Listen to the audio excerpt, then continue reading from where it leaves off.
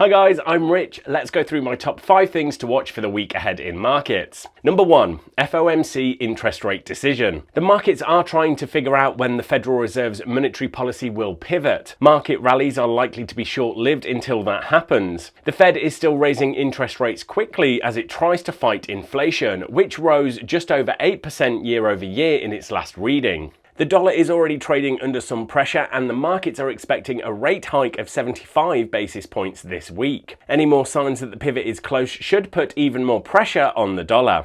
Number 2, non-farm payrolls. This week, traders will be most interested in the FOMC meeting. However, as soon as the meeting is over, attention will turn to the non-farm payrolls and unemployment rate, which will be released on Friday. Economists expect the labour market to grow, but at a much slower pace, with only 200,000 new jobs expected. For the moment, jobs are still being created, suggesting the economy can withstand the rate hikes, and that's keeping a floor under risky assets like stocks. Number 3, Bank of England interest rate decision. This week, the Bank of England has to decide how much to raise interest rates, even though it doesn't know what the government plans to do with taxes or how much it will spend. This comes after Jeremy Hunt delayed the timing of this year's autumn statement. Hence, the central bank won't be aware of how much the Treasury will attempt to reduce public spending. Hunt and Sunak running the economy without unfounded spending,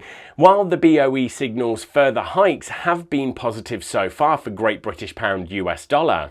Number 4, Reserve Bank of Australia interest rate decision. Australian dollar US dollar is in focus as the Reserve Bank of Australia is thinking about whether or not to raise interest rates to stop prices from going up. Last week's sharp rise in inflation brought back worries about mortgage payments. Banks and other experts are betting that interest rates may be raised by at least 0.5% by year's end. But taking into consideration the reasons for the decision to go to 25 basis points in October, the RBA could opt to hike more often than switch back to 50 basis points.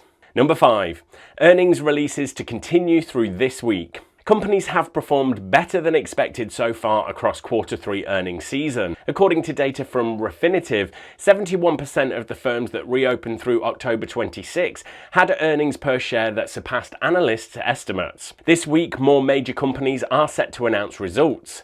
Berkshire Hathaway, Pfizer, AMD, Devon Energy, PayPal and Airbnb are among the companies on the list. You can of course click on the link in the description below to see the full economic calendar with the previous month's data and the consensus expectation for this time. But for now, thanks everyone, good luck trading this week, and remember to give a quick smash of that like button and hit subscribe so you don't miss more content like this when it's released.